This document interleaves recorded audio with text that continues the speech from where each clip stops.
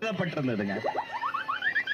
ஒரே ஒரு தொலைபேசி அழைப்புல அடுத்த மாசம் அம்மா வீட்டுக்கு வாடகை கட்ட என்ன பண்ணலாம்னு யோசிச்சேன். அமைச்சராக்கிய பெருமை என்னுடைய தலைவருக்கு மட்டும் தாங்க சேரும்.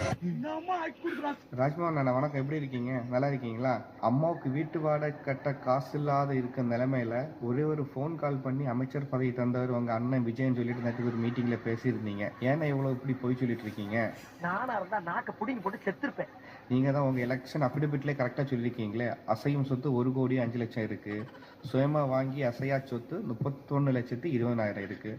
அது இல்லாம சென்னையில 238 சதுர அடியில செகண்ட் ஃப்ளோர்ல ஒரு வீடு வச்சிருக்கீங்க. ஓகே, பிளஸ் அது இல்லாம 7 லட்சம் ரூபாய்க்கு ஒரு ஃபோர்டு கார் வச்சிருக்கீங்க. இவ்வளவு இருந்ததுக்கு அப்புறம் ஏன்னா இவ்வளவு போய் சொல்றீங்க? உள்ளுக்குள்ள உறுத்தல பொறம்ப அப்படின்னு உங்க மனசாட்சி உங்களை பார்த்து கேள்வி கேட்காத மிஸ்டர் பால்சாரதி. டீய காத்தால எங்க வந்திருக்கோம்னா நம்ம சொந்த வீட்டுக்கு வந்திருக்கோம். நாங்க சென்னையில ஒரு சொந்த வீடு வாங்கிட்டோம். ஒரு சொந்த வீடு வாங்குறது என்னோட லட்சியம். ஆமா, சின்ன வீடா இருந்தாலும் அது சென்னையில தான் வாங்கணும் அப்படிங்கிறது என்னோட ஆசை. வாங்கி கஷ்டப்பட்டு இன்டீரியர் எல்லாம் வேற லெவல்ல பண்ணிருக்கோம். அடுத்த மாசம் அம்மா வீட்டுக்கு வாடகை கட்ட என்ன பண்ணலாம்னு யோசிச்சேன். அமைச்சராக்கிய பெருமை என்னுடைய தலைவருக்கு மட்டும் தாங்க சேரும். சார் பார்க்கவே கஷ்டமா இருக்குங்க. இப்படி ஒரு இடம் எனக்கு பார்த்தது. உங்க வீட்டுக்கு யார் வந்தாலும் முதல்ல மேலதான் பாப்பாங்க. கொஞ்சம் மேல பாருங்க.